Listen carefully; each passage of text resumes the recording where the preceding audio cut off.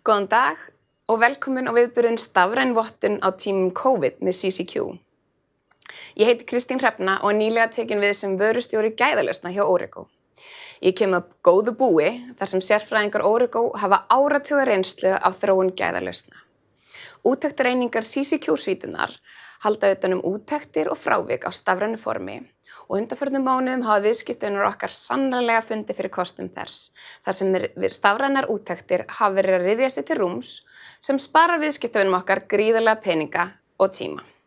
Þetta auðvitað auðlindir sem fyrirtæki keppast við að vinna sem best með til þess að skara fram úr og því einstaklega skemmtilegt að fá að kynna fyrir ykkur hér í dag reynslusögur fyrirtækja sem nota CCQ og hafa farið með góðum árangri í gegnum stafræna vottun á undanförnum mánuðum. Ég sjálf að koma úr geira sem eflaust örlítið minna staðlaður en ykkar daglega umhverfi, en áður en ég færði mér til Origo var ég framkvæmdastjóri hjá nýsköpunarfyrirtæki sem heitir Flow og framleiðir hugleiðslu hugbúnað fyrir sýndarveruleika og snjallsíma. Þar talaði ég stundum að þó við værum í rauninni að taka tíma til þess að hugleiða, þá væri við að búa til meiri tíma með því að róa hugan og fá meira vinnsluminni og svona í huganum. Þannig við værum í rauninni að búa til tíma. Áður vann ég í öðru nýsköpunarfyrirtæki sem heitir Menika og framleiðir heimilisfjármála hugbúnað. Það má því segja að ég hef verið lengi verið að glíma við þessi verkefni, spara peninga og búa til tíma, en kannski ekki jafn áþreifanlega og nú. Origo hefur með skipulagsbreytingum síðustu mánuði lagt meiri áherslu á gæðalausnir sínar. CCQ-svítan stærsta varan sem gæðalausnir Origo bjóða upp á, en teymið hefur einnig búið til vöru sem heitir AV-Axis og úttektarkerfi fyrir minni flugrekstraraðila. Kerfið uppfyllir kröfur og styður við allar úttektir og reglur fyrir flugrekstraraðila af þessari stærðargráðu. Við erum einnig að gefa út nýja vöru sem hjálpar fyrirtækjum í jafnlaunavottunarferlinu og það verður spennandi að fá að kynna hana á næstu mánuðum. Fyrir ári síðan þótti það fjarstæðukenndur veruleiki að framkvæma stafrænar vottanir hjá stórum fyrirtækjum. En í dag erum við að kynna fyrir ykkur afrakstur nýsköpunar í minni uppáhaldsbirtingamynd. En það einmitt svo að hér verið að leysa gömul vandamál eða verkefni sem hafa verið tímafrek og kostnaðarsöm með nýjum hætti til þess að hjálpa viðskiptavinum okkar að skara fram úr. Eftir að erindum lýkur munu fyrirlesarnir úr þessum fyrirtækjum svara spurningum ykkar og þið getið sendt í gegnum spjallið hér fyrir neðan. En nú ætla ég að kynna fundarstjóra dagsins, Maríu Hedman, vörustjóra CCQ.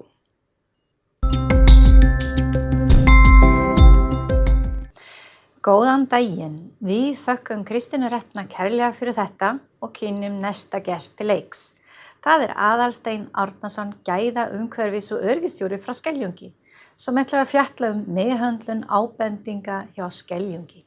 Aðalsteinn, gjörðu svo vel.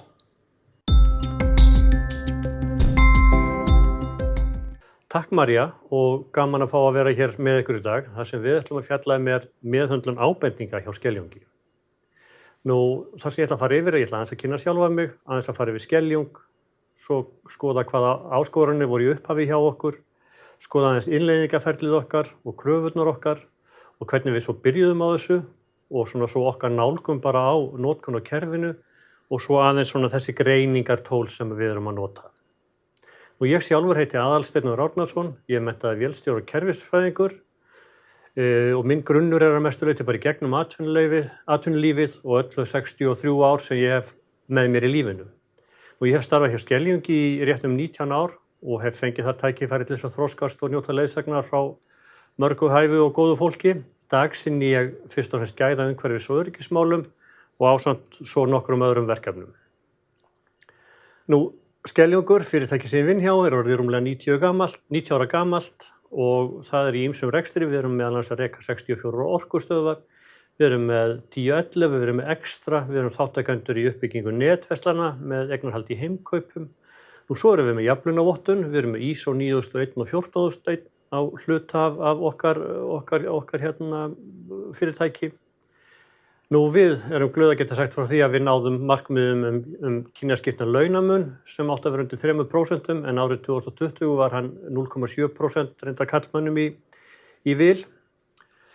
Við fylgjum heimsmarkmiðum Sameinuðu þjóðanna. Þar erum við að leggja sérstaka áherslu á sjálfbæra orku, aðgerðir í loftslagsmálum, líf í vatni og líf á landi. Við teljum okkur vera með metnaðarfull markmið í umhverfismálum. Frá 2018 höfum við kolefnisjafnað alla okkar starfsemi. Við erum einn af stofnendum og styrktaraðilum Votlendissjóð og svo býður Orkan öllum sínum viðskiptavinum að kolefnisjafna sín eldsneytiskaup líka. Nú, Skeljungur er með fjölorkustöðvar og ég held að við séum eina fyrirtæki á landinu sem að bjóða upp á raunverulega 4 tegundir af orku. Þar sem við erum að bjóða upp á 2 stöðum, jarðefnaeldsneyti, rafmagn, metan og vetni.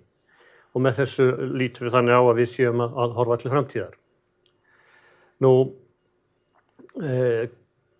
frammi fyrir hverju stóðum við þegar lagt var af stað. Það voru ýmsar áskoranir og meðal annars erum við með mjög dreifða starfsemi. Við erum vítt og breitt um landið.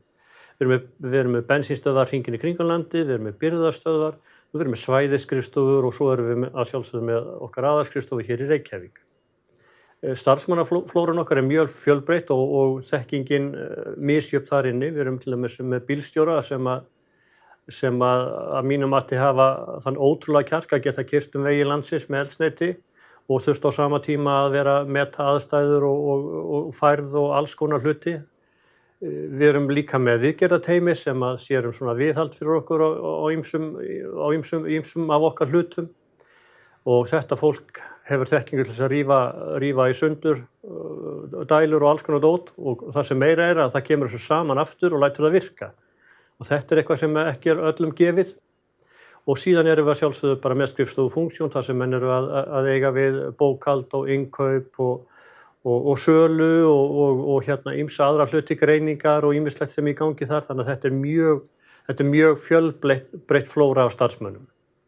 Nú, við stóðum líka frammi fyrir því að það var búið að reyna áður að innleiða ábendingakerfi og maður fékk svona þetta í hausinn að það er búið að reyna þetta áður og þetta kostaði bara tíma og þetta kostaði peninga og þetta skilaði engu og það var það sem maður fékk svona í andliti kannski upphafi svolítið og svo voru áskoranirnar að ná að gera það þannig að þetta væri einfalt og gott og þægilegt í skráningu.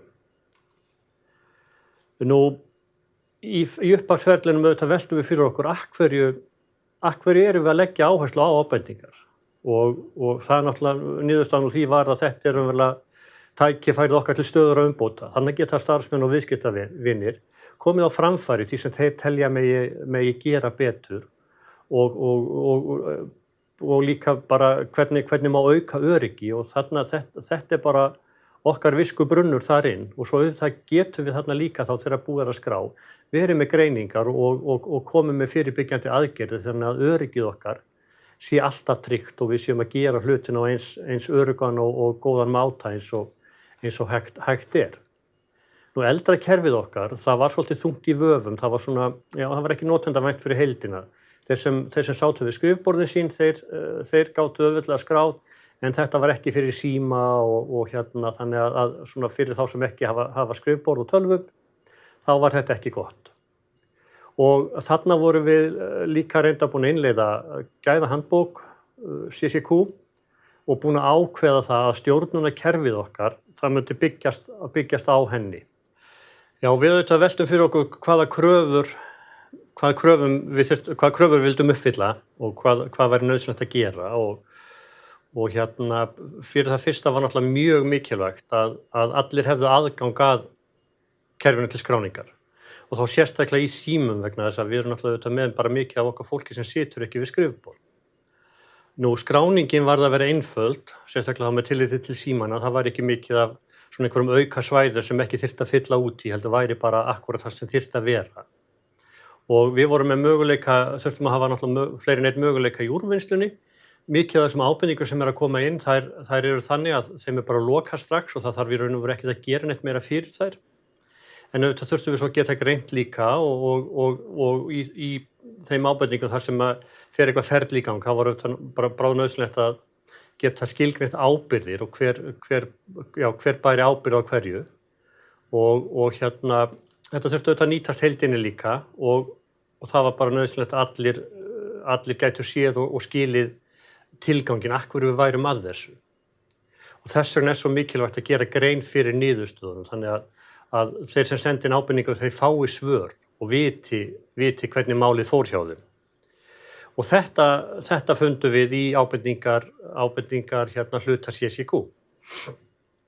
Nú þegar við fórum á stað, þá byrjuðum við að sjálfsögða því að fara inn í uppsetninguna fyrir kerfið og þar í uppsetningar hlutanum í ábendingunum CCQ, þar vorum við búin að ákveða raunverulega flokkana, hvernig við ætluðum að flokka niður tegundirnar. Og í okkar starfsemi, þar mjög mikilvægt að hafa á hreinu alltaf allar hættur, hvar við erum og öll áhættustig. Þannig við erum með það inni líka. Og svo erum við þarna með svæðin, þar sem við erum að skilgreina svæðin, þetta nú sérstaklega bara vegna úrvinnslunar. Og síðan erum við þarna inni líka í CCQ með áhættumatstöflun okkar og þegar við erum í áhættumatinu þá koma fram raunverulega þessi litir og textinn sem segir fólki hvað það þarf að gera. Og við ákváðum mjög fljótlega í ferlinu að vegna einfaldleika netábendingana að nota það. Þannig að við segjum líka að það eiga allir að hafa aðgengi að síðunni fyrir netábendingarnar og við erum eingöngu að nota netábendingar. Nú við erum líka með mikið að tækjum og tólum og bensínstöðum og við vildum geta flokkað raunverulega niður á þær. Þannig að í flokknum inn í CCQ, þar erum við með raunverulega alla bílana okkar, við erum allar bensínstöðvarnar, skrifstofurnar, birgðastöðvarnar og allt það og það hluti sem við byggjum líka á í skráningunni. Og þarna meira segja þetta þannig að í tegundinni sem kom úr uppsetningaskjalinu, að þarna að því að þetta bara mengun, þá það eina sem við getum valið. Þá þarf við ekki að vera að velta fyrir sér, þetta mengun eða þetta eitthvað annað. Og svo þetta bara texta á GPS-in og allt það. Nú, ef við höldum áfram og segjum bara að einhver okkar hafi orðið fyrir því að það var yfirfylling á bíl við lestun, þá það starfsmanni sjálfur. Honum ber að tilkynna og hann segir bara frá því hvað gerðist, hver hann og hvað gerðist, hvaða tegund af mengun þetta var, á hvaða tæki hann var og svo þetta bara hvaða svið hann tilheyrir og þess háttar. Og hann í þessu tilfelli þá mat hann líka áhættan, hann mat þessa áhættu sem gult, þannig að það þarf eitthvað að bregðast við og gera. Þegar hann búinn að þessu, svo erum við þarna með í sérstæðunarreitunum, þá erum við svona flokka hvar mengunin var og hvurslags mengun þetta var, eins og þarna þetta yfirfylling, þetta gat líka verið bara mengun við afgreiðslu eða hvað þetta var og fjöldi lítra sem skiptir miklu máli. Og svo þetta kemur staðsetningin og svo texti sem segir þá að hann hafi verið að lesta bíl og hafi ekki tékkað á öllum hólfum sem á að gera samkvæmt verklagsreglu og eins hafi yfir áfyllivörn á einu hólfinu verið biluð og hann hafi vitað af því. Þannig að þá eins og við sjáum þarna þá var ekki þetta lausarými til fyrir það sem hann ætlaði að setja inn á bílinn. Nú þegar hann búinn að skrá þá tekur annar aðili við sem hefur þá verið skilgreindur sem ábyrgðarmaður fyrir þessa tegund af ábendingu og hann, vegna þess að þetta bara mjög alvarlegt mál, þá ákveður það að það bara sáralítill tími, hann þá bara klárast strax, ábendingi var skráð 7. og hann segir bara ég ætla að klára þetta 8. Og hann úthlutar þessu til einhvers úrlausnaraðila og segir honum að það strax að láta laga yfir áfyllingavörnina og það þurfi líka að fara yfir verklagi með bílstjórunum vegna þess að hann greinilega hafði ekki fylgt verklagi. Og ábyrgðarmaðurinn sjálfur, hann ætlar svo að vera sá sem fylgir eftir og það ætlar hann bara að gera strax það 9. Þannig að það ábyrgðarmaðurinn sem velur og ákveður dagsetningarnar. Nú úrlausnaraðilinn, hann síðan í þessu tilfelli því að þetta var svona eitthvað sem við viljum bara alls ekki sjá, þá fór hann í smá róttækareiningu og fór yfir hverju það gerðist og hvaða úrbætur væri hægt að gera og það sem honum datt í hug var að búa til einhvers konar verklag sem gerði það að verkum að bílstjórarnir raunverulega tékkuð á bílunum alltaf þeir taka við þeim, þannig að þarna erum við að keyra vaktir og menn að taka við bílum af öðrum. Nú svo kom líka ljós að það verið að vinna því að setja nýja tegund áfyllingu í bílana og sem testa sig sjálf og þegar þessu var lokið þá töldu menn að þarna væri nóg gert. Og svo bara daginn eftir þá sá sem raunverulega eftirfylgjandinn, hann fer og skoðar og hann fær staðfestingu á því að nýja tegundina yfirhálfuvörnin hafi verið sett. Það sé búið að búa til í CCQ ábendingum, það sem heitir upp að ferðar og þar getur menn sett inn texta og hakkað í reiti. Og það sé þetta bara verið að kynna þetta fyrir bílstjórunum og þetta verið tekið í notkun. Og þá bara búið að kvitta fyrir að lok þessar ábendingar.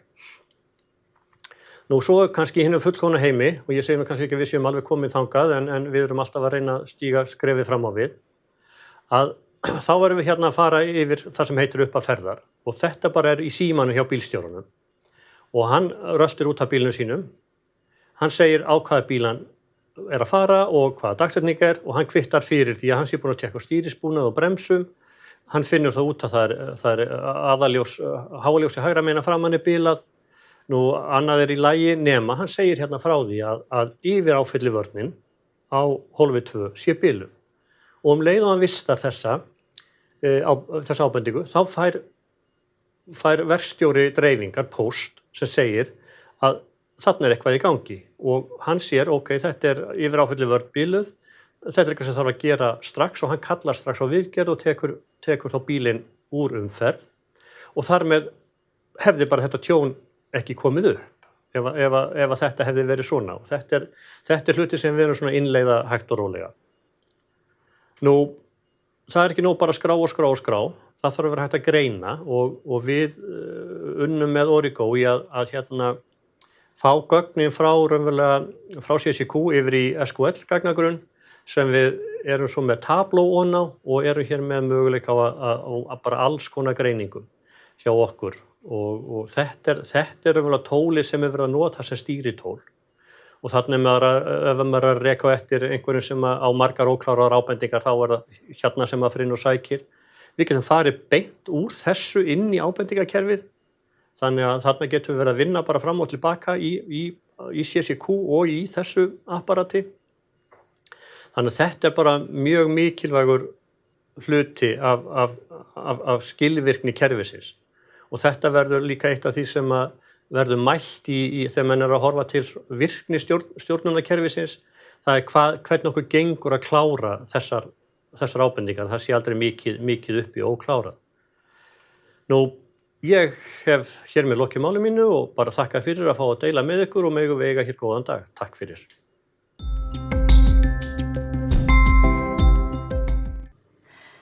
Við þökkum Aðalsteini kærlega fyrir þetta og kynnum næsta gest til leiks. Það Harpa Þrastardóttir, gæðaumhverfis- og öryggistjóri hjá Colas Íslandi, sem ætlar að fjalla innri og ytri úttæktir hjá Colas Íslandi. Harpa, gjörðu svo vel.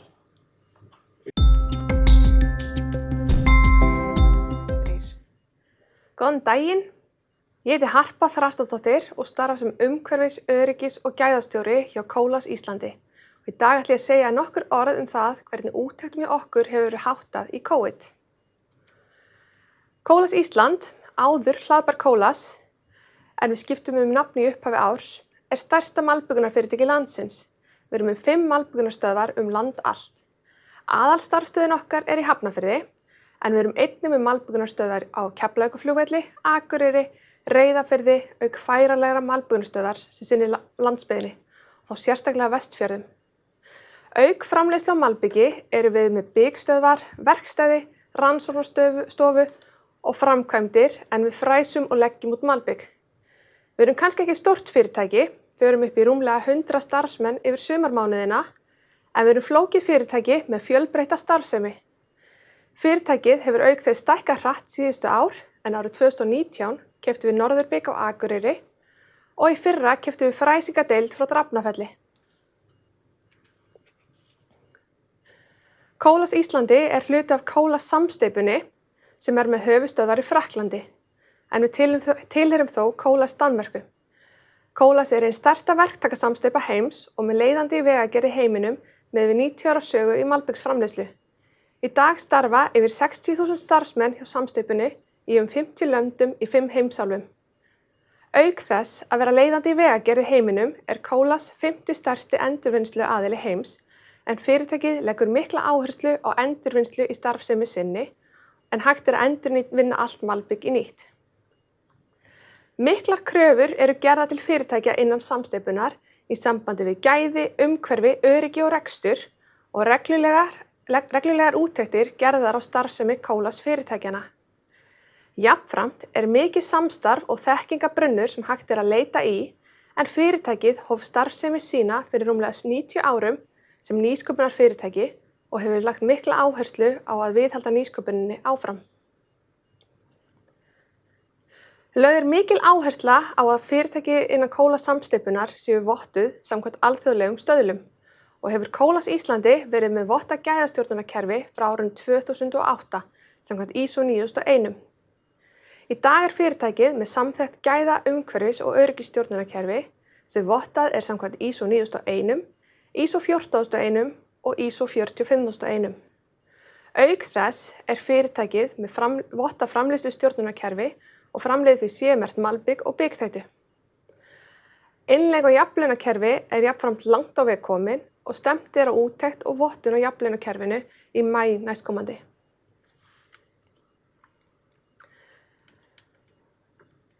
Einn þáttur í rekstri vottara stjórnkerfa úttektir, bæði innri og ytri. Ytri úttektir hjá okkur skiptast í þrennt. Úttektir móður fyrirtækisins, úttektir opinberra aðila, svo sem umhverfisstofnunar, heilbrigðiseftirlitsins og vinnueftirlitsins, og úttektir vottunar aðilans sem tekur stjórnkerfið okkar út, en það BSI á Íslandi. Colas gerir miklar kröfur til starfseminnar og tekur fyrirtæki sín reglulega út. Mögulega hefur Ísland fengið nokkrar auka úttektir í gegnum árin, þar sem það þykir nokkuð flott að koma til Íslands og finna sér ástæðu til að koma hingað. Og það mun líklega ekki breytast neitt á næstunni. Allar úttektir sem Colas varð að framkvæma síðastlið ár fóru yfir í fjarúttektir, en aðrar fjalli niður. Við finnum þó að það mikil pressað utan fyrir því að yfirmenn fái að koma hingað aftur. Það lítur út fyrir að úttektir verði aftur framkvæmdar í raunheimum leið og útlendingar geta ferðast hingað óhindrað aftur.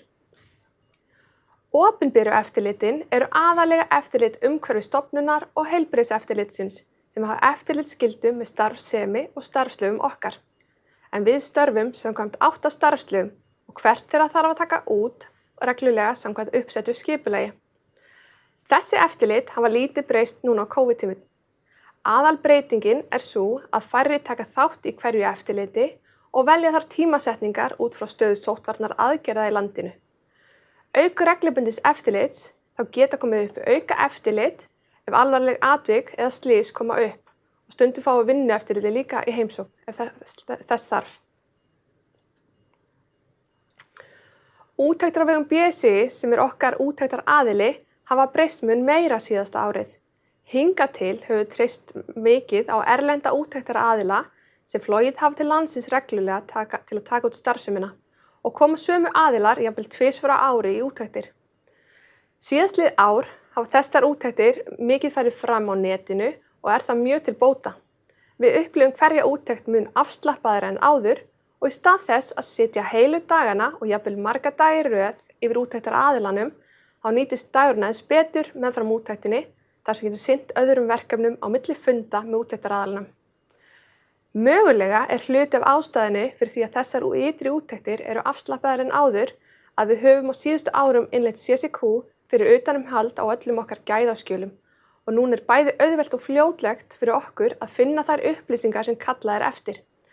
En ég tel þó að helsti kosturinn í raun sá að á milli funda slökkvum við á myndavélinni á meðan úttektaraðilinn fer í gegnum skjölin og náum þannig betra jafnvægi á milli daglegra verkefna og úttektarinnar.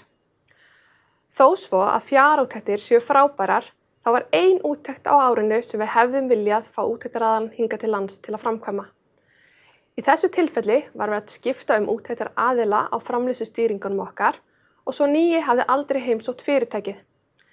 Við teljum að ef hann hefði komið hingað til okkar, hefði hann verið með fleiri athugasemdir og þar sem við fögnum ábendingum sem hraða umbótastarfi fyrirtækisins, teljum við að slík heimsókn hefði skilið meira eftir sig en fjarúttekt.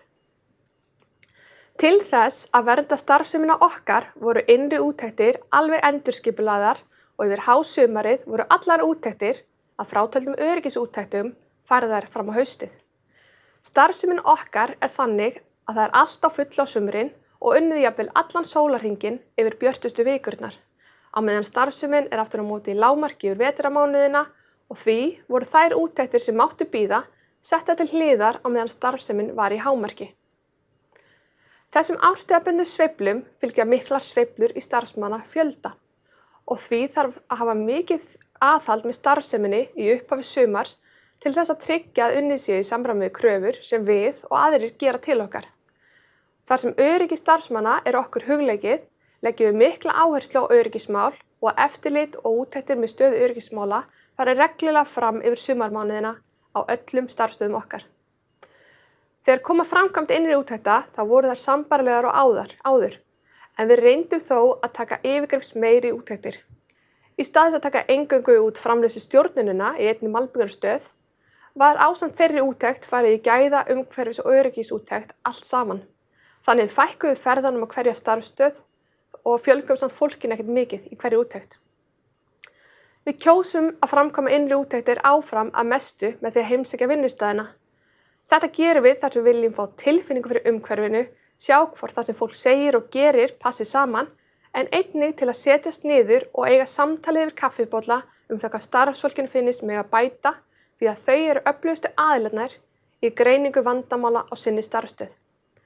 Með því að fara á starfsstöðnar náum við betri tengingu, getum aðlagað okkur að dagskrá þeirra, þannig að úttektin verði ekki stress og sem enginn hefur tíma fyrir.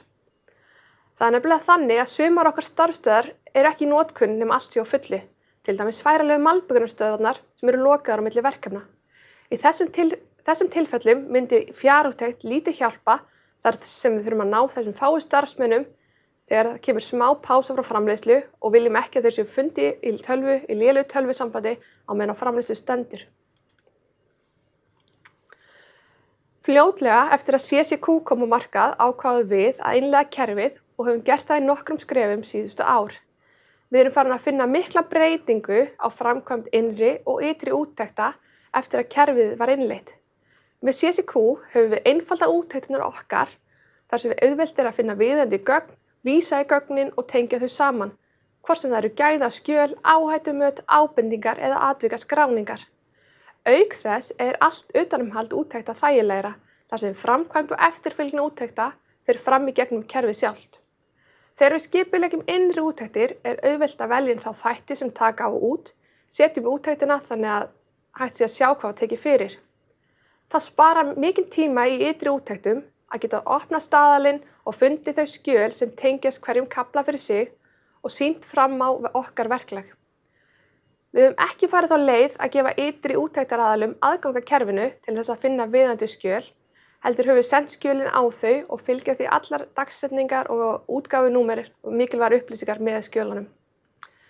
Við fórum reyndar úr því ástandi að vera öll skjöl á sameiginlegu dreifi og skjalastýringum var í takt við það og þetta hefur því einfalda líf okkar mjög mikið að innleiða kerfið. En það ekki bara við sem erum ánægð með CCQ, því úttektar aðilar hafa hrósað kerfinu og láta okkur vita hversu öflugt það og hversu sýnilegt það að við höfum gott og utanumhald undan skjölin okkar og okkur tekist vel til með CCQ. En við mælum ekki beint árangur úttekta og þeirra umbóta sem úttektum fylgja, en við mælum ánægju bæði viðskiptavina og starfsmanna á 2 ára fresti í samvinnu við Gallup. Samkvæmt síðustu mælingum á ánægju viðskiptavina við heldur betur en á árangri í okkar starfi, en við sprengtum þá skalan hjá Gallup og settum Íslandsmet í meðmælum.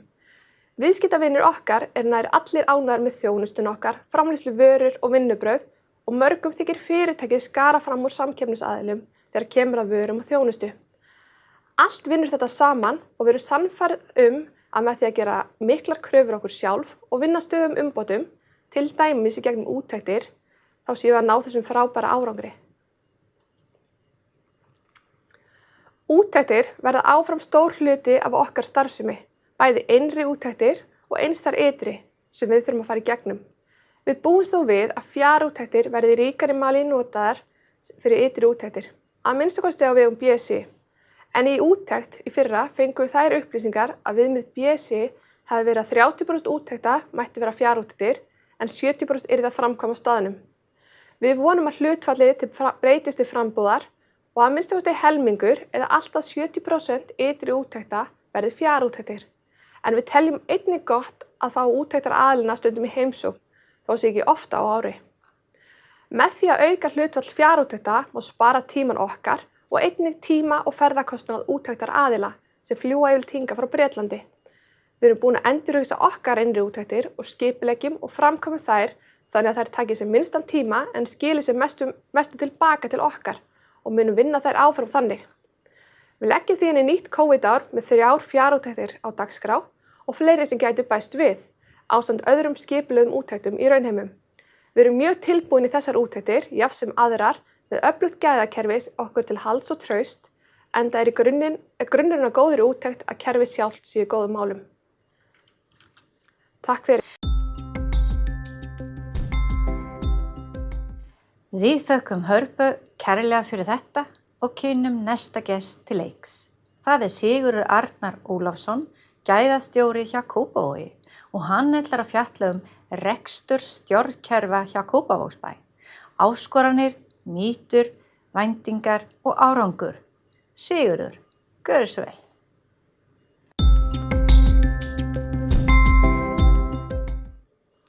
Góðan daginn, Sigurður Arnar Ólafsson heiti ég og gæðastjóri hjá Kópavogsbæ.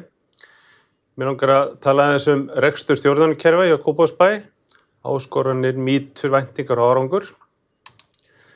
Hér dagskráin sem ég ætla að fara í gegnum, staða stjórnkerfis gæða, mýtur stjórnkerfi og nýjar áherslur, ISO 9001, væntingar og árangur, þáttur uppbyggingarkerfa í innleiðingu stjórnkerfa og svo lokum aðeins stöðu stjórnkerfa á Íslandi. Þá vindum okkur bara í þetta. Staða stjórnkerfa gæða hjá Kópavogsbæ og áskoranir. Staða stjórnkerfa gæða 2020, ég hóf störf hjá Kópavogsbæ 1. mars 2020 fyrir rétt rúma ári síðan. Starfaði 2 vikur og var síðan sendur heim vegna COVID í 2 mánuði. Ég vann svo að heimaskrifstofu tæplega 50% fyrsta starfsársins sem var vissulega áskorun og þó fórum við nú í gegnum vottunarferli á sama tíma sem sýnir hvað upplýsingakerfi geta gert fyrir okkur. Við erum í gegnum Teams og fleiri góð kerfi. Nú, það heildarvottun stjórnkerfis gæða ISO 9001 sem var á dagskráni og við vorum að reyna að komast í gegnum fyrsta sinn alþjóðlega viðurkennda vottun og við séum reynda búin að vera með íslenska vottun frá árinu 2011 fyrir hluta stjórnkerfinu. Aðeins gæðastjóran, þeir sem hafa unnið við gæðastjórninu, þeir þekkja það að þetta stundum eins og að vera hamstur á hjóli, maður pínu einn og maður fer kannski ekki alltaf eins hratt yfir eins og maður hefði viljað óska sér. En síðan reynir maður nú að efla gæðastjóran og hér hann kominn með mótor en þó ennþá einu hjóli, en það kominn mótor og það kominn einhvern mælir þarna sem að hjálpa til að veita upplýsingar, kannski hraðamælir, kannski tölfræðilegar upplýsingar einhverjar, kannski komið gæðakerfi eða stjórnunarkerfi undir, upplýsingakerfi. Nú, svo fær gæðastjórinn kannski fleiri stoðir. Það kemur upplýsingakerfi með nokkrum undirkerfum sem að hjálpa til við rekstur kerfisins. Hér hann kominn allavega á 3 hjól undir bílum. En hvert viljum við fara? Við viljum kannski aðeins öflugra kerfi. Við erum með meiri metnað og þá það kannski þessi sem gildir, 4-hjóladrifinn bíll á stórum dekkjum og pláss fyrir nokkuð marga farþega. Eða viljum við kannski hingað, 8 hjóla trukkur með plássi fyrir nokkra tugi farþega. Nú, Kópavogsbær kannski meira eins og þessi hérna. Þetta nú einn stærsti vöruflutningabíll heims og hann einmitt með 5 vagna og það endurspeglar ágætlega Kópavogsbæ. Við erum með 5 meginsvið og öll þessi svið eru inn í stjórnunarkerfinu okkar. En kannski Kópavogsbær svolítið meira eins og flutningaskip. Við erum stór, 38.000 íbúar það bil, 2.600 starfsmenn í föstum störfum og kannski 3.000 starfsmenn yfir árið ef allt tekið. Flutningaskipi hefur jú pláss fyrir margar vörur og þjónustur en kannski ekki alltaf það snarpast í snúningum En þegar það komið á skrið þá flytur það vörur og þjónustur á milli staða á skilvirkan hátt. Nú aðeins áskoranir í vottunarferlinu. Það voru ýmsar áskoranir í vottunarferlinu. Svo fyrsta var kannski að gæðastjórnunarkerfið væri miðri innleiðingu, þar sé CCQ, upplýsingakerfið, þegar ég hóf störf og það þurfti að klára það. Það fyrsta sem við gerðum var að fara í þjálfun og vitund stjórnenda og notenda í notkun stjórnunarkerfisins. Það algjör lykilatriði að stjórnendur sérstaklega og allir almennir notendur kerfisins þekki kerfið, þekki staðalinn, skilji stjórnunarkerfið, upplýsingakerfið sem á að nota og svo að lokum að það sé mannskapur til að vinna í innleiðingamálunum. Aðeins mýtur stjórnunarkerfi og nýjar áherslur ISO 9001/2015. Það kom ný staðall 2015 og gamli staðallinn rann út 31.12.2017 og þá áttu öll fyrirtæki sem með þessa vottun að vera búin að innleiða nýjar áherslur ISO 9001 stjórnunarkerfis gæða. Nú þegar ég byrjaði á Kópavogsbæ þá getur við sagt að það veri ýmsir meginþættir kerfisins sem voru ekki eða aðeins að hluta innleiddir. Það algengt að megin áhersla stjórnunarkerfis sé á skjölun en það voru aðrir meginþættir stjórnunarkerfa sem og það eru aðrir þættir stjórnunarkerfa sem gefa rauninni meiri ávinning. Og hver eru þeir? Við skulum sjá aðeins áherslubreytingarnar. Það var aukin áhersla á mælanleg markmið og mælingar. Það áhættustjórnun, áhættumat, stýring áhættu og ekki síst tækifæri sem þarf að taka inn í myndina. Og svo kom inn sameiginleg nálgun á öll stjórnunarkerfi. Það sé að sömu grunnþættir stjórnunarkerfa voru innleidd þetta leyti og hérna sjáum við þessa staðla sem er að ræða. Það til dæmis 27.1 upplýsingaöryggi, 14.1 sem umhverfisstjórnun, 45.1 heilbrigði og öryggi á vinnustað og svo IST 85 sem jöfnunarstaðall. Öll þessi kerfi eru með sömu grunnþættina og kerfin. Þannig að innleiðir eitt kerfi þá sparar þér mikið tíma við innleiðingu á því næsta. Nú, stjórnunarkerfi gæða, aðeins það, hvað eiginlega stjórnunarkerfi gæða samkvæmt ISO 9001? Og ég ætla nú ekki að fara í mjög nákvæma upptalningu á þessu, en við skulum þá horfa aðeins á efstu búbluna eða kúluna, sem sagt viðskiptavinurinn fyrir rúmi. Það það sem skiptir mestu máli og þarf alltaf að taka útgangspunkt í. Svo stjórnun og stjórnendur þurfa að taka virkan þátt. Við þurfum að virkja starfsfólkið, við þurfum að vera með verkferla, við þurfum að vera með umbótastjórnun, við þurfum að nýta okkur ákveðnar upplýsingar úr kerfunum okkar sem byggja á staðreyndum og svo framvegis. Og síðasti þátturinn kannski, síðast en ekki síst, það samskipti við hagsmunaaðila sem þurfa að vera til staðar. En það meira, það skipulagsheildin og samhengið sem mjög mikilvægt. Til hvers erum við hér? Til hvers stjórnunarkerfi fyrir hvern? Fyrir viðskiptavinina, fyrir íbúana og svo framvegis. Og svo það þetta, hvaða þarfir og kröfur sem við ætlum að uppfylla og auðvitað útkoman sem stendur að. Þetta þarf alltaf að taka inn í myndina.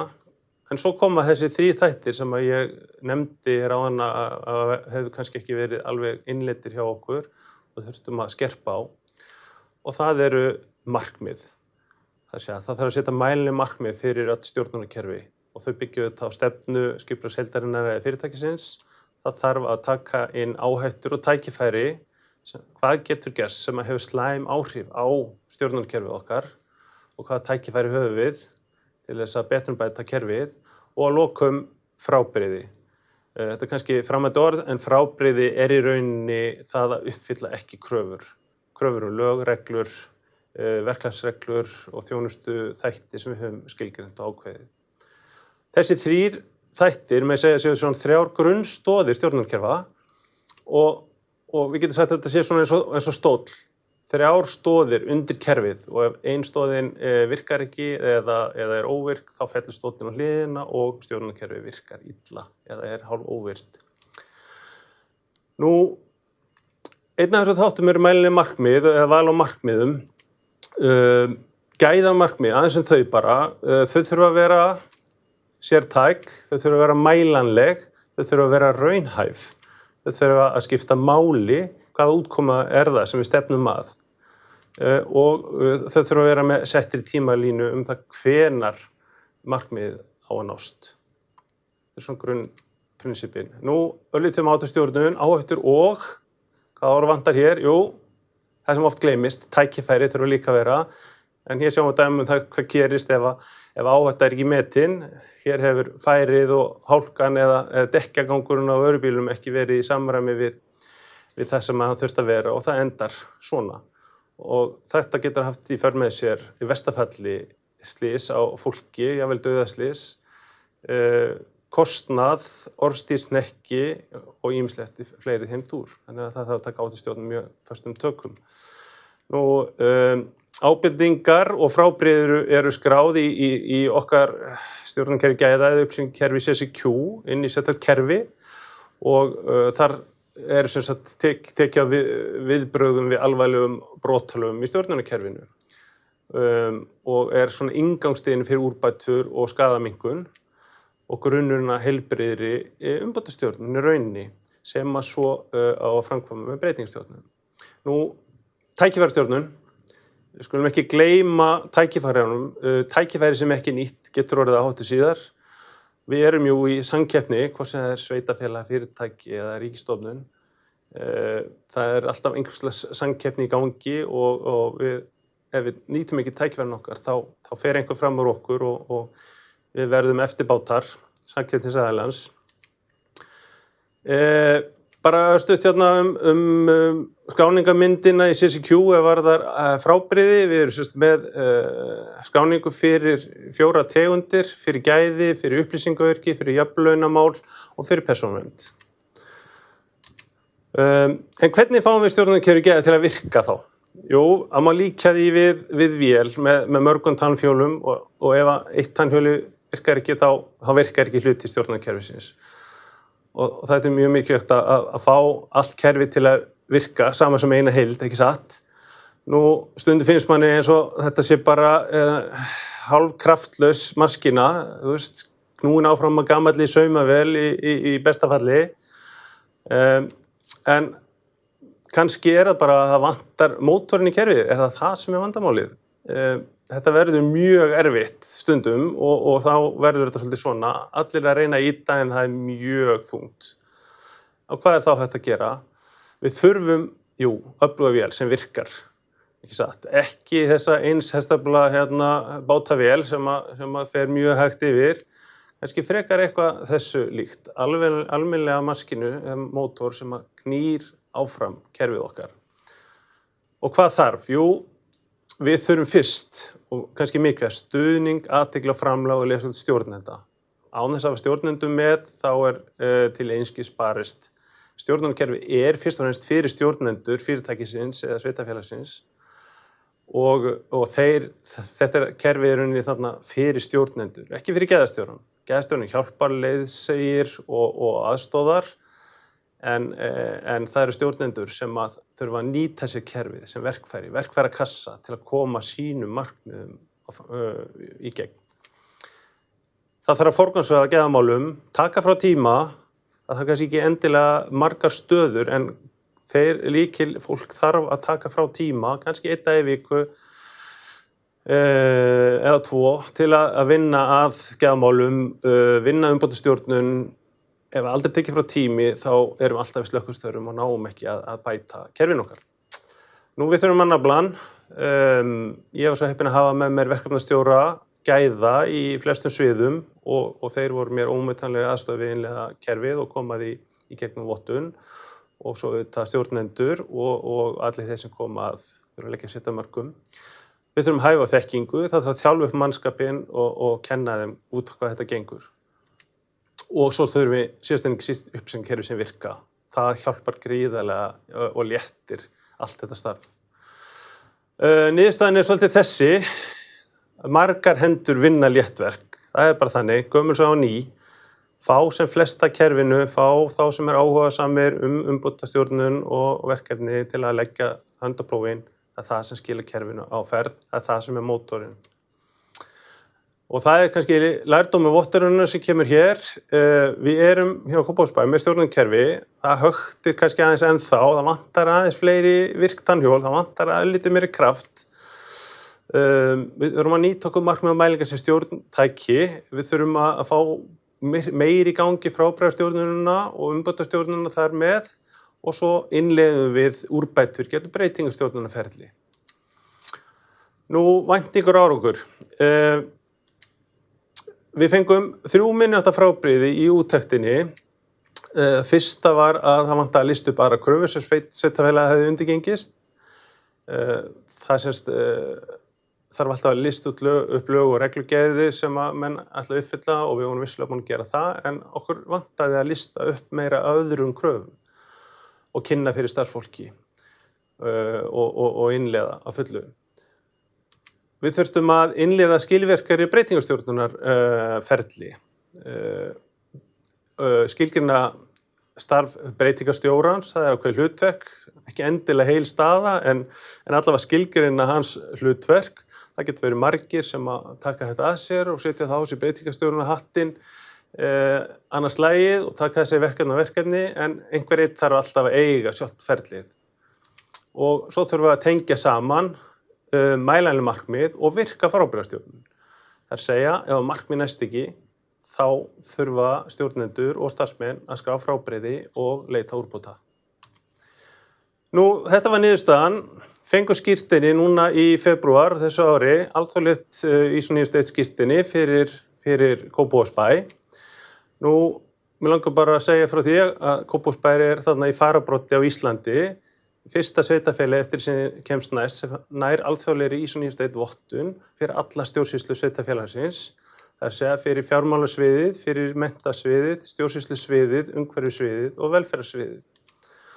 Og þetta þetta frábært fyrir okkur og vert að fagna og þá náttúrulega bara að taka þetta fagn almennilega og að gera nýta svona tækifæri sem gefast til þess að halda upp á það með starfsfólkinu og þeir sem lagt mest hönd á plóg og vonandi getum við gert meira því, það verið pínu erfitt vegna COVID en vonandi meira í framhaldinu.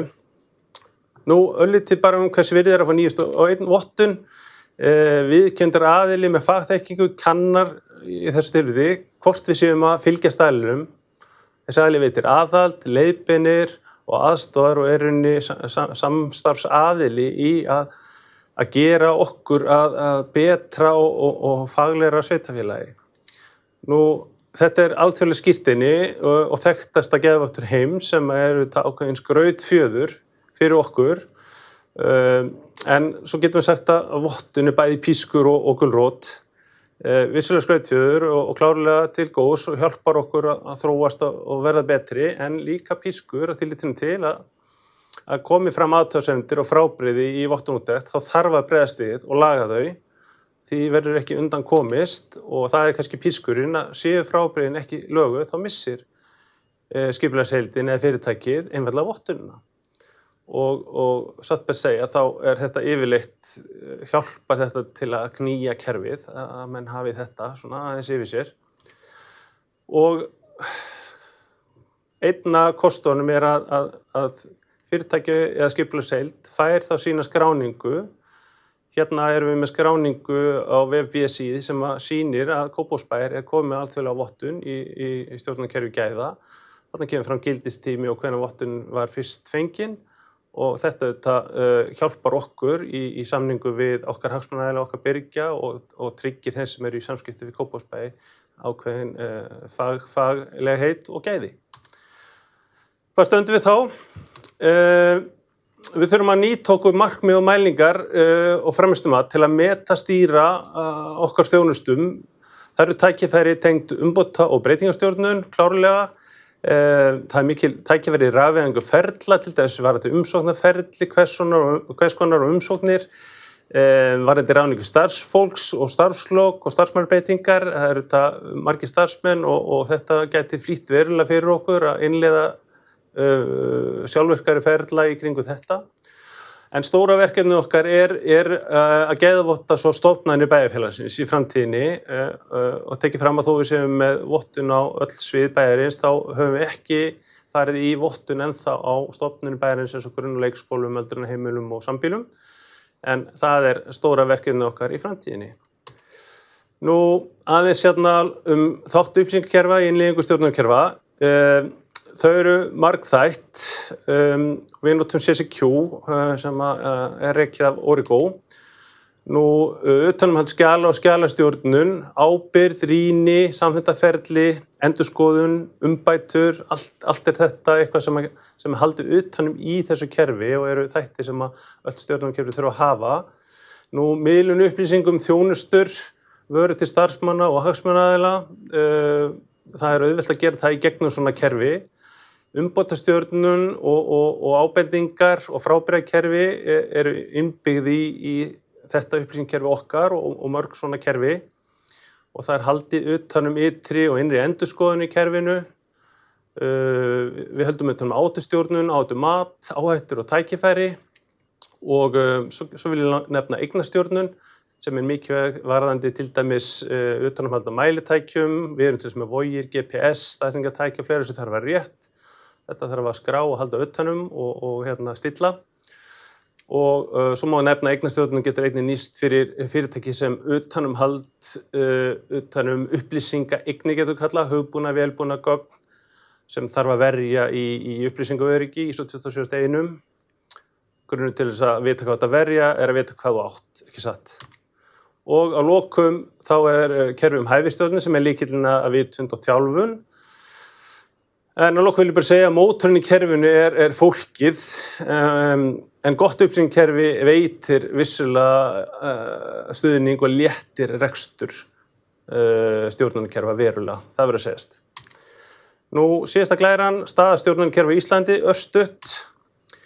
Á Ísland tel ég vera töluverðan eftirbát hinna Norðurlandana í stjórnunarkerfum. Og ég hef ákveðin samanburð þar sem ég var starfsmaður fyrirtækja í Noregi frá 2010 til 2018 í 8 ár í gæðamálum.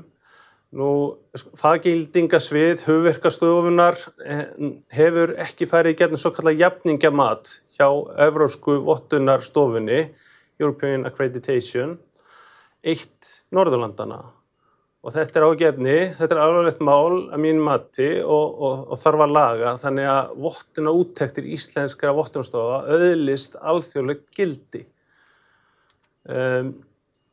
Faggildingasvið hugverkastofunnar er raunar ábyrgð atvinnuvega og nýsköpunarráðuneytisins og ég vona innilega að ráðuneyti taki þetta mál til skoðunar, komi faggildingasviði hugverkastofunnar í gegnum vottunarferli og jafningamatið og þannig að íslenska vottunarstofa geti gefið út alþjóðlega viðurkenndar vottanir stjórnunarkerfa.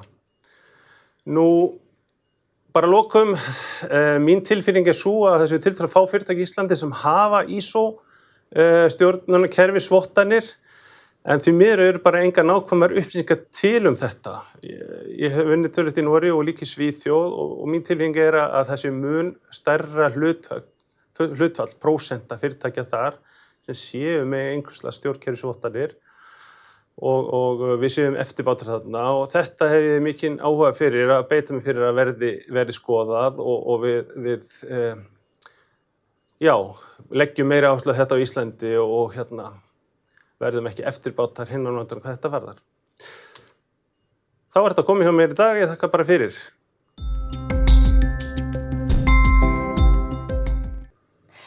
Við þökkum Sigurði kærlega fyrir þetta og kynnum næsta gest til leiks. Það er Jóhanna Hreiðarsdóttir, mannauðs- og gæðastjóri hjá Reykjavík Execution og hún ætlar að fjalla hvernig er hægt að viðhalda vottun á rekstri sem hvarf í COVID. Jóhanna, gjörðu svo vel.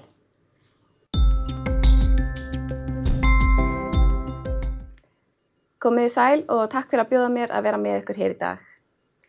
Ég var beðin um að segja ykkur reynslusögu af því hvernig síðustu 12 mánuðir hafa verið hjá okkur vottuðu ferðaþjónustufyrirtæki en núna jú, eins og öll vitum, rúmt ár síðan kórónuveirufaraldurinn skall á af fullum þunga. Það er því ágætt að rifja þessu upp hvernig þetta byrjaði allt saman áður en við snúum okkur að því hvernig við náðum svo að viðhalda vottununum okkar í þessu skrítna árferði. Ég fer því kannski ekki mikið í praktísk atriði stjórnkerfisins en mun kannski nálgast að frekar á annan hátt og á persónulegri nótum. En fyrst langar maður að segja ykkur örstutt frá félaginu. Kynnisferðir eru rúmlega 50 ára gamalt fyrirtæki, stofnað árið 1968. Starfsemi félagsins felst í rekstri ferðaskrifstofu, hópbifreiða, bílaleigu, almenningsvagna og nýjasta basis dráttarbíla. Höfuðstöðvar kynnisferða eru að Klettagörðu 12 í Reykjavík og aðrar starfsstöðvar eru í umferðarmiðstöðin á BSI í Reykjavík, Flugstöð Leifs Eiríkssonar og Arnarvöllum 4 í Reykjanesbæ. Ferðaskrifstofan og hópbifreiðarnar eru umhverfisvottu fyrirtæki samkvæmt ISO 14001 umhverfisstaðlinum. Þeir eru líka þáttakendur í ábyrgri ferðaþjónustu og eru með gullmerki Vakans, gæða og umhverfiskerfis íslenskrar ferðaþjónustu. Við vorum einnig nýlega búin með forúttekt á jafnlaunakerfinu samkvæmt IST 85 staðlinum þegar heimsfaraldurinn skall svo á. En áður en við höldum lengra þá er kannski ágætt að fara örstutt yfir sögu stjórnkerfin okkar. Við erum sem sagt með vottað stjórnkerfi samkvæmt ISO 14001 og erum búin að vera með það síðan 2012. Við fórum í gegnum endurvottun 2018 og aftur var endurvottun á dagskrá núna 2021 samkvæmt 14.1.2015 nýja uppfærðastaðlinum. Kynnisferðir leggja áherslu á að bæta stöðugt frammistöðu sína í umhverfismálum. Við höfum mótað skýra umhverfisstefnu sem við höfum verið með alveg síðan 2012 og við setjum okkur metnaðarfull umhverfismarkmið árlega. Umhverfisstjórnin, hún til starfseminnar í Klettagörðum 12 höfuðstöðvana og umferðarmiðstöðina á BSI. Umhverfisstjórnunarkerfið tekið út af óháðum vottunaraðila 2 sinnum á ári, öllu jafna, auk þess sem við erum að gera innri úttektir reglulega. Úttektaraðilinn, hann athugar hvort kröfur staðalsins séu uppfylltar, fylgist með hvort farið sé eftir skráðverklagi og skrái hjá sér frávik og athugasemdir. Framkvæmdastjórnin, áður gæðaráð, fer yfir niðurstöðurnar og fylgir því eftir að gerðar séu nauðsynlegar úrbætur og að stöðugar umbætur séu svona hjartað í starfseminni. Við sem störfum í gæðamálum þekkjum flest út af hvað ISO-staðlarnir ganga og hvernig að vinna eftir Plan Do Check Act umbótarhringnum. Stjórnkerfið heldur utan öll gæðaskjöl, stefnur, skipulag og árleg markmið. Með því tryggt að kröfur staðarins séu uppfylltar og að starfsfólk vinni á samræmdan hátt. Þá vöktum við frammistöðu okkar í umhverfismálum reglulega í gegnum klappir. Stjórnkerfið okkar nýtist líka vel þegar kemur að vakanum, en vakin gæða á umhverfiskerfi ferðaþjónustunnar. Ferðaskrifstofa kynnisferða, hópbifreiða kynnisferða og bílaleigan eru þáttakendur í vakanum. Og við fórum í gegnum endurvottun árið 2020 samkvæmt nýju fyrirkomulagi og gildi það til 2023 með reglulegum viðhaldsvottunum, eins og við þekkjum úr okkar hefðbundna ISO-umhverfi. Umfang félagsins fyrir COVID var nokkuð stórt. Veltan voru rúmir 8 milljarðar og við vorum með 400 starfsmenn og stóran flota af rútum, strætisvögnum og bílaleigubílum. Það má með sanni segja að síðasta árið hefur verið rússíbanareið.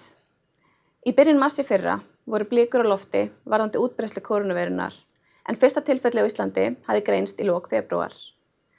Líkt á hjá flestum, þá var fylgst daglega með þróun mála og leiðbeiningum sóttvarnayfirvalda fylgt. Fyrstu viðbrögðin, eins og svo margra annara á þessum tíma, snéru að öryggi og heilbrigði starfsfólks og viðskiptavina. Það var svo að miðja mars sem að ljóst var að eftirspurn eftir flugi og ferðalögum á heimsvísu hafði hrunið. Afbókanir byrjuðu að streyma inn og bókunum fram í tíman fækkaði verulega. Icelandair og önnur flugfélög drógu verulega saman flugáætlun sína og það var ljóst á þeim tíma að ferðaþjónustan stæði frammi fyrir gríðarlegum áskorunum og þetta gerist allt á einungis fáeinum dögum. Það var því fljótlega ljóst að útbreiðsla veirunnar og afleidd áhrif hennar myndu hafa verulegar áskoranir í för með sér og þá sérstaklega á okkar geira ferðaþjónustuna. Millilandaflug var við það að leggjast af og nánast engir ferðamenn voru að koma til landsins. Við þessar aðstæður þá breyttist allt. Það var forgangsmál hjá okkur að tryggja rekstrarhæfi félagsins þar sem að tekjurnar hrundu nánast yfir nóttu. Það þurfti líka að huga að starfsfólki sem var mjög uggandi yfir stöðu mála og halda því eins upplýstu og hægt væri, en auðvitað var óvissan alveg gríðarlega á þessum tíma og í rauninni enn þann dag í dag.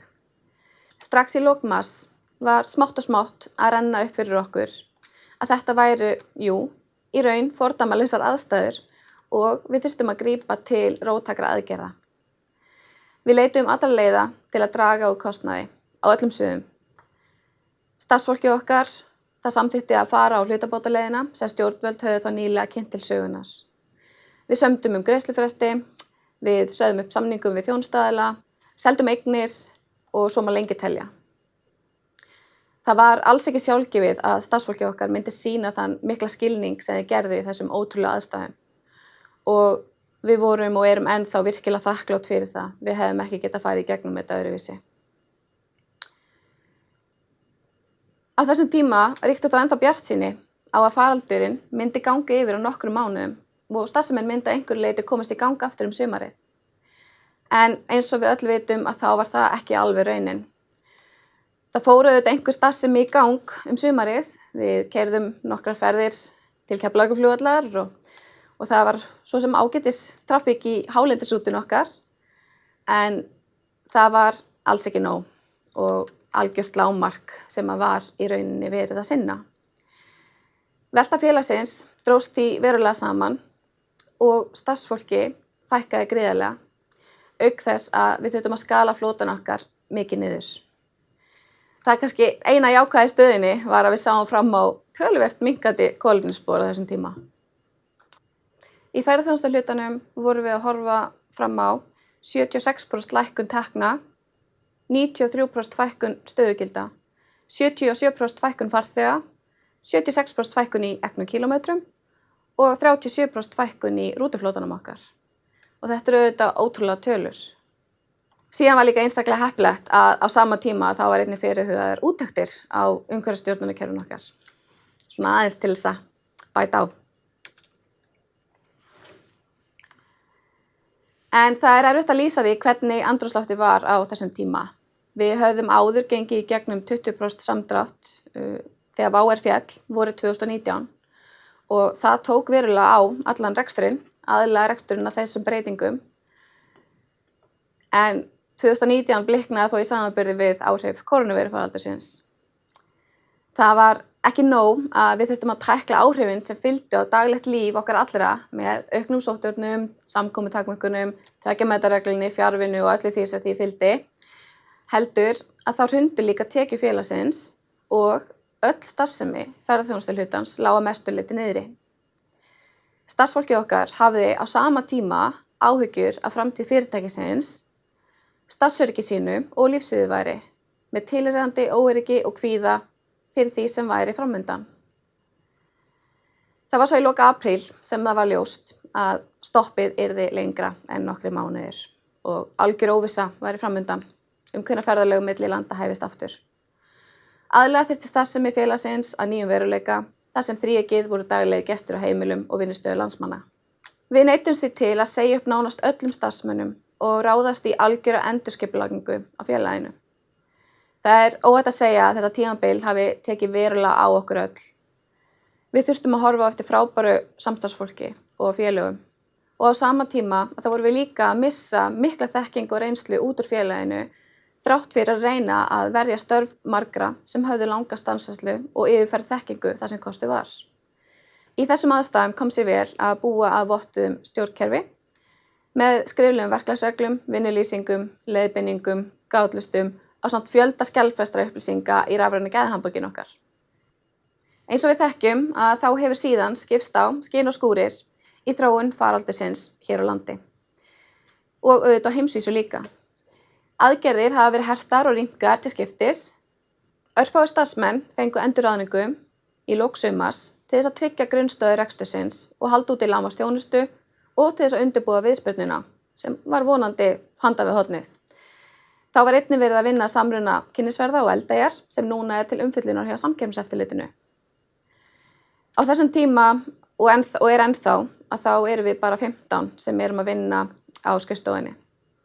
Það má því segja að segla og þrautseigja hafi einkennt allt síðasta árið.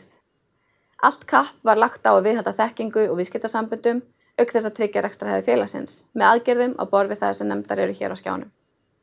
Í viðspyrnunni framundan horfum við til þess að byggja upp á sjálfbærum vexti. Nú þegar stiklað hefur verið á stóru, þá kemur að spurningunni: hvernig er hægt að viðhalda vottunum í þessu umhverfi þegar reksturinn nánast hverfur í COVID? Þetta var auðvitað eitt af mörgum úrlausnarefnum eftir að faraldurinn skall á. Við höfum fjárfest í vottunum, lagt mikla vinnu og tíma í þær og auðvitað töldið að vera mikilvæga stoð í okkar rekstri. Fyrst sinn var öllum áformum úttektir fresta tímabundið á meðan allir voru í rauninni bara átta sig á umfanginu. Þegar ljóst var að faraldurinn væri ekki bara bóla, þá fóru úttektaraðilar að huga því hvernig hægt væri að framkvæma úttektir á annan hátt en áður. Eins og við þekkjum sem störfum í vottuðu umhverfi, þá var vaninn að úttektaraðilar mættu í starfsstöðvar í fýsískar úttektir, en nú var ekki hlaupið að því.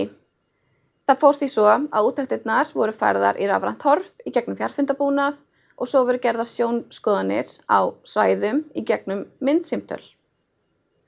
Viðeigandi skjöl og skrár voru sýndar eða sendar til úttektaraðila til skoðunar. Við vorum að mörgu leyti ágætlega í stakk búin til að takast á við þessa breyttu aðstæður.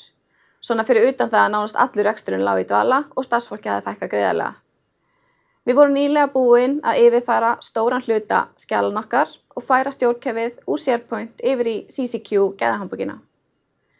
Það auðveldaði til muna allt aðgengi að skjölum, uppfærslu þeirra, samþykktarferli, staðfestingu á lestri, innri og ytri úttektum, skráningu og úrvinnslu frábirgða og athugasemda voru gerðar núna rafrænt. Þessi mikla og skyndilega fækkun starfsmanna hafði þó veruleg áhrif, sér í lagi á innri úttektirnar, þar sem 2 af 3 aðilum voru ekki lengur starfandi. Eins þurftum við að endurskoða allar verklagsreglur, vinnulýsingar, allar öryggis- og viðbragðsáætlanir til þess að endurspegla breyttan veruleika. Margir starfsmenn voru hættir sem kallaði auðvitað á endurskoðun ferla og ábyrgðarmanna í tugum skjala sem þurfti síðan að endurútgefa. Helstu áskorunnar okkar voru auðvitað að við þurftum að aðlagast mjög hratt, eins og við öll þurftum að gera. Það fór mikil vinna í að uppfæra skjöl vegna breytinga og oft utan hefðbundins vinnutíma því að vinnutíminn hann fór í að sinna starfsfólkinu og öðrum verkefnum. Við þurftum að endurskoða alla markmiðasetningu fyrir 2021 sem áður hafði byggt á gögnum frá fyrra ári, enda óraunhæf viðmið sem skiluðu sér út úr mælingunum fyrir 2020. Þar ber að geta 97% minnkun í prentuðu kynningarefni og svo var líka gríðarleg minnkun í úrgangi og losunar á CO2 frá starfseminni og svo má lengi telja. Þetta eru væntanlega tölur sem við munum ekkert sjá kannski aftur í bráð, allavega ekki á svona stuttum tíma. Það hjálpaði okkur mikið að hafa stjórnkerfið í CCQ, gæðastjórnunarlausninni. Þar vorum við með allt rafrænt og gátum undirbúið okkur fyrir rafrænu úttektirnar. Allar innri úttektirnar og úrbæturnar voru líka gerðar í CCQ, þannig að þótt að það þurfti að fara á milli sóttvarnahólfa þá skipti það ekki máli, af því að við gerðum þetta rafrænt. Atriði á borð við tímaskort, færa starfsfólk, þar sem hver og einn var með mun fleiri hatta en áður og aukin verkefni. Þá vorum við með takmarkað fjármagn og við þurftum að setja margar áskriftar kerfum á bið. Nánast engin starfsemi var í gangi á þessum tíma. Þrátt fyrir það tókst okkur að fara í gegnum endurvottun fyrir vakan og viðhaldsúttekt og endurvottun fyrir ISO 14001. Við erum enn þann dag í dag að glíma við óvissutíma og margar af þeim áskorunum sem ég nefndi áðan eru ennþá til staðar og hafa lítið breyst. Allt skipulag hefur riðlast og það er lítið hægt að plana fram í tíman. Á meðan erum við að fókusera á umbótaverkefni og að undirbúa viðspyrnuna eins og hægt er. Það eru auðvitað margar spurningar sem vakna. Mun spá Seðlabankans 650.000 ferðamenn á þessu ári ganga eftir? Við vitum það ekki. Hvernig staðan á faraldrinum á heimsvísu? Það spilar inn í. Viðspyrnan háð því. Viðspyrnan háð hraða í bólusetningum, aðgerðum á landamærum, flugframboði og fleira. Þá sameiningarferlið við Eldey ennþá til umfjöllunar hjá Samkeppniseftirlitinu. En nú fyrir vonandi að styttast í að við getum hort fram á bjartari tíma og ferðalög geti hafist á ný. En á meðan þá erum við að skoða frekari vottanir. Við þurfum að uppfæra gæðaskjölun okkar aftur í tengslum við breytta starfsemi. Við þurfum að endurskoða markmiðin okkar aftur. Við erum að innleiða rafrænt námskeiðskerfi. Við stefnum vonandi að því að ráða fleiri starfsmenn og við þurfum auðvitað að endurþjálfa alla starfsmenn samkvæmt breyttum aðstæðum. Þá eru auðvitað næstu viðhaldsúttektir á dagskrá fljótlega og þá vakna auðvitað spurningarnar hvort rafrænu úttektirnar séu komnar til þess að vera. Ég til allavega að það skapist mikið hagræði af þeim og við ættum að horfa til þess að nýta tæknina betur í framtíðinni. Núna rétt í lokin langar mig til þess að þakka kærlega fyrir mig og ég vona að þið hafi haft eitthvað gagn af okkar reynslusögu.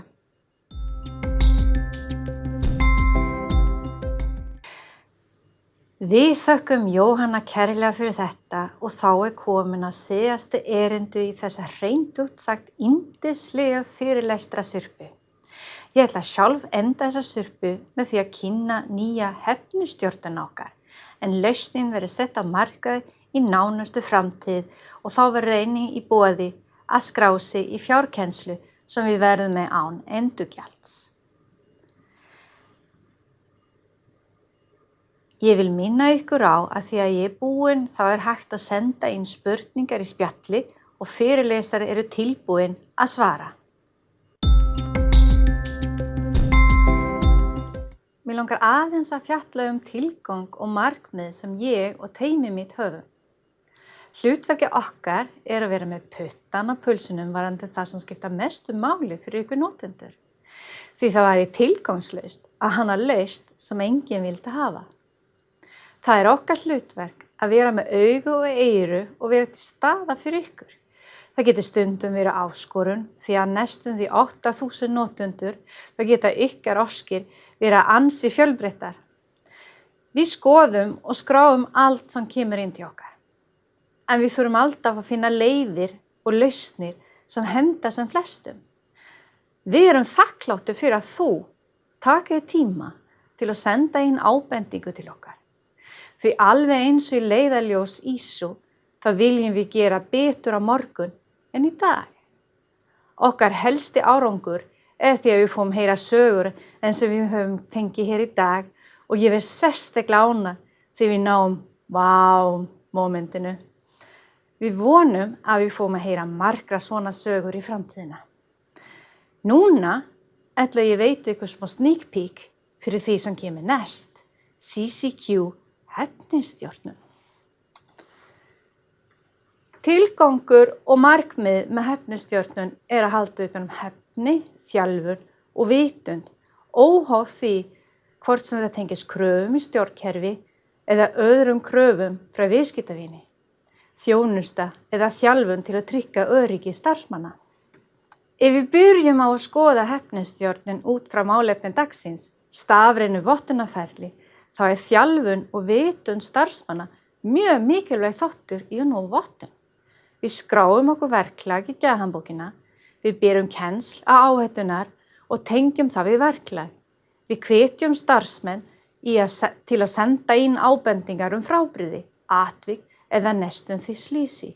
Og í úttektum sönnum við að við gerum það sem stjórnkerfi segir okkur að gera. Allt þetta krefst þjálfun starfsmanna. Því að af hverju ættum við eitthvað stjórnkerfi ef að starfsmennin okkar ekki að fara eftir þessu? Já, það nefnilega það. Þó að við séum með góðar hugmyndir viðskipti og þjónustu í upphaf reksturs nauðsynlegt að hafa stöðar umbætur að leiðarljósi. Heimurinn breytist, það höfum við klárlega séð undanfari ár og allar reynslusögur hér í dag fjölluðum hvernig við getum aðlaga okkur að nýju forsendum.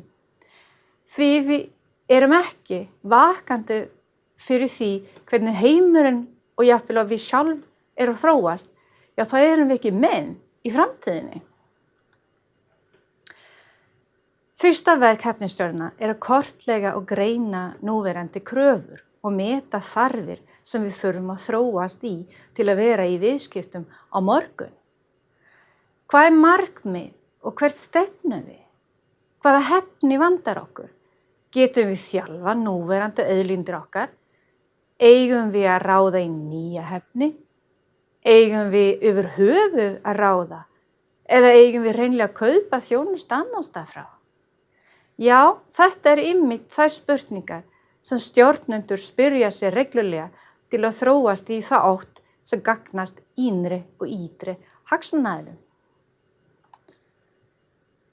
Í CCQ hefnistjórnum getur þú skráð og greint hefniskröfur. Við bjóðum upp á sérstakt sjónarhorn þar sem þú einfalt getur síað eftir þeirra hefni sem stjórn vantar frekari upplýsingar Hér getum við líka skráð nýjar hefniskröfur. Í fyrsta skrifinu krafan ótengd auðlind, en ef þú getur tengt kröfuna strax við starfsmanni, ef þú vilt. Ef það engin starfsmaður til staðar, gott yfirlit yfir þær kröfur sem þarf að skoða sérstaklega á mannustjóranum. Ef ég smetlir á ákveðin kröfu, opnast yfirlitslisti yfir auðlindir sem til staðar. Þetta getum við nýtt okkur til að meta álag á ákveðin verki. Í þessa sjónarhorn getum við skráð nýja kröfu. Þá opnast ný skrá, þar sem þú getur gefið kröfuna lýsandi heiti. Ef hefni til staðar hægt að velja það, en annars svo dálkur skilin eftir auður. Þá líka hægt að skrá nánari lýsingu og bæta við viðhengi. Athugi að í þessi sjónarhorni við að horfa til rekstur fyrirtækisins og ekki endilega niður á starfsmaður. Það förum við yfir eftir skamma stund. Margt í okkar viðskiptum og þjónustu hvílir á hlýtingu af stöðlum, lögum og reglugerðum. Í CCQ helstu staðlar innbyggðir sem einfaldar uppbyggingu hefnistjórnunar. Við byrjum á að búa til verklag fyrir þetta í gjaðanbókina og endurskoðandi fær svo inn í hefnistjórnun til að taka stikkpröfur til að sjá hvað við að þjálfa eins og við lýsum í gjaðanbókina. Á lesborð áhorfendum og þjálfunarstjórinn birtist flott töflurit sem sýnir fram hlutfall þjálfunar á ákveðin staðla, reglugerð eða ferli. Verklag þjálfun, hefni og vitund skjalfest í gjaðanbókina. Með nýju hefnistjórnuna vildum við einfalda leiðina fyrir starfsmaðurinn, hvernig á að nálgast þjálfuna sínar. Öll nálgun starfsmanna fyrir gegnum lesborði. Starfsmaðurinn fær ekki heimild til að fara inn í umsjónarhluti hefnistjórnunar. Á lesborðinu getur starfsmaðurinn skráð sig á námskeið sem í boði, samþykkja þátttöku á námskeiði og þjálfun og sé skjöl í gjaðanbókina sem hann þarf að staðfesta lestur á. Einnig getur starfsmaðurinn bætt við hefni sem hann hefur sótt í frítíma.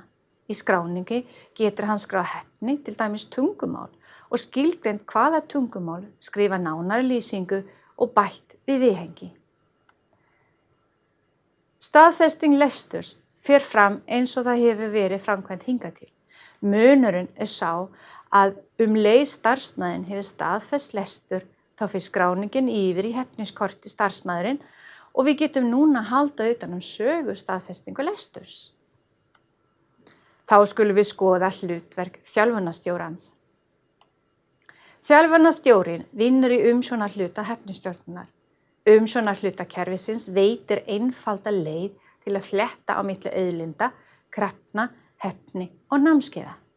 Umfram það má nefna að í hverju sjónarhorni strax hægt að búa til nýja skrá sem tengist viðkomandi málsefni. Ef við búin að kortlega hefniskröfuna komin tíma til að skoða auðlindirnar okkar. Öll sjónarhorn vinna með fjölda síja. Kerfi býður upp á forstillingu af hverju sjónarhorni. Hér má sjá sjónarhornin hefni og þú getur síja eftir hefni, starfsmanni, svið og deild.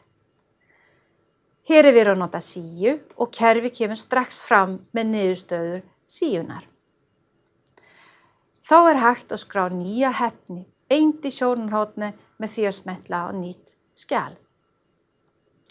Hér sjáum við skrána og þú getur skrá hefni, einn eða fleiri undirhefni, tengt hana við starfsmann, skrá lýsingu og sett inn viðhengi eins og til dæmis skírteini. Þá skulum við skoða hvernig við getum skipulagt þjálfun. Hér má sjá sjónarhorn fyrir námskeið sem eru skipulögð af þjálfunarstjóra. Þjálfun getur flokkað sem innra eða ytri námskeið, sjálfsnám og athuga að það ekki það sama og að staðfesta lestur. Staðfesta lestur fyrir eins og nefnt var áðan fram í geðhandbókina og saga staðinga birtast í starfsmannaskrána. Með því að búa til síur verður einfalt að leita. Þú getur nota eina eða fleiri síur á sama tíma. Síunar eru örsnöggar og síja strax eftir því sem leitað eftir. Þú getur nota hvaða síur sem og fyllt inn eina eða fleira síur á sama tíma. Ef þú ætlar að búa til nýtt námskeið, getur þú gert það strax í sjónarhorninu. Ef þá við árlega eða þjálfun sem krefst reglulegar endurþjálfunar, hægt að búa til skjalsnið fyrir það. Þú getur sótt skjalsniði og strax fyllt út reiti fyrir þig eða búið til nýtt námskeið. Í skránni getur þú valið hvort það krefst staðfestingar frá kennara og eða starfsmanninum. Það líka val að hafa enga staðfestingu. Ef það þjálfun sem tengist skjali í geðhandbók eða áhættustjórnun, getur þú bætt því við. Þú getur líka tengt hlekk við eins og til dæmis á myndskeið. Leið og einhver reitur valinn í stöðu fyrirtæki, svið, deild eftir hópi eða yfirmanni myndast listi yfir þáttakendur sem eru tengdir við valda reiti. Leið og námskeiðið vistað tilkynning send í tölvupósti og það birtist að lesborði viðkomandi sem getur skráð sig á námskeið. Þessi reitir vinnur með ykkar ati. Þú getur boðið upp á eins marga tímasetningar og þörf á og þá fær starfsmaður val að skrá sig á þann tíma sem hentar honum best. Þá komið tíma að skoða auðlindir. Þá til sérstakt sjónarhorn til að skoða auðlindir. Þetta getur við nýtt okkur þegar við þurfum á að leita eftir starfsmanni eða eftir sérstökum hefniskröfum eða hefni sem kannski ekki beint krafa. Til dæmis starfsmaður fyrir veikindaleyfi og þú þarf að finna starfsmann með samsvarandi hefni eða þú fær nýja beini þar sem mikilvægt að starfsmenn tala ákveðin tungumáli. Hér búið bæta við síunum sem virka eins og öllum sjónarhornum og þá birtist niðurstöðuna strax. Við nýtum okkur núverandi notendaskrá og fáum nýjan flípa leið og hefnistjörnun virkt. Hér myndast listi yfir þá þjálfun og hefni sem viðkomandi starfsmaður hefur. Ef þú hefur til dæmis sett inn skírteini í hefni, þá myndast það út frá þeirra skráningu, en þú getur líka sett inn nýtt viðhengi. Þá fáum við alla sögu, þjálfunar, hefni og skráa á einum stað. Að loknum við getum breytt uppsetninguna á sjónarhornum eins og við erum vön að gera í öllum hinum CCQ einingum. Ég vona að þið séu öll eins spennt og við erum fyrir þessar beturumbætta lausn. Okkar markmið var að setja þetta á markað leið og þessari vefvarpi líki. Því miður erum við ennþá í miðju heimsfaraldri og síðasti COVID-bylgja hefur lagt hart á erlendu starfsmennina okkar. Staðan þess vegna ekki eins góð og ég átti vona. Eins og allstaði hefur COVID haft mismunandi birtingamynd. Sumir sáfu bara í viku og voru strax þokkalega hressir, en við eigum starfsmann sem liggur á spítala, fær súrefnisaðstoð en sem betur fer á batavegi. Staðan þess vegna pínu óljós. Við höfum nú þegar bætt við starfskrafti annar stað frá og við gerum okkur allar besta til að koma þessu út sem fyrst. Leið og útgáfan komin verður boðið upp fjárnámskeið sem allir geti skráð sig á án endurgjalds. Ykkur sem eru ekki með hæfnisstjórna í ykkar áskrift viljum við bjóða 30 daga fría pröfu og til ykkar sem eru ekki í áskrift hjá okkur vil ég benda á að við bjóðum alltaf upp að 30 daga frí pröfu af allir CCQ svítunni. Þá þakka ég kærlega fyrir mig og þá opnum við fyrir spurningar.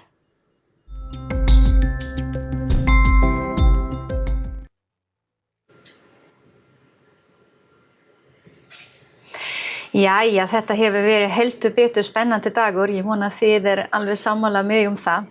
En núna sem sagt hægt að senda inn spurningar og fyrirlesarna situr með mig í panelin og ef þið einhver sérstök sem þið viljið spyrja það bara gott að nefna nafni af fyrirlesaren og senda svo inn spurning, svo skulum við svara hann.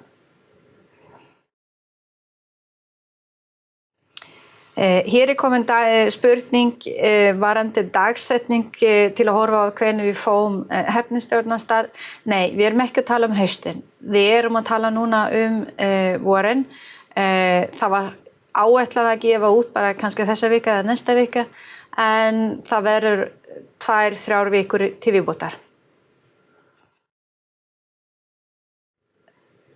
Já, við erum ekki búin að fá neina meira spurningar, en ef það eru spurningar sem vakna hjá ykkur eftir á, annarkot þá sendið þið bara á mig og ég skal koma það framfæri til fyrirlesarna áfram, en annars þá ætla hann bara að taka kærlega fyrir að hlusta okkur í dag og ég vona að ég heyri frá ykkur bráðum. Takk fyrir.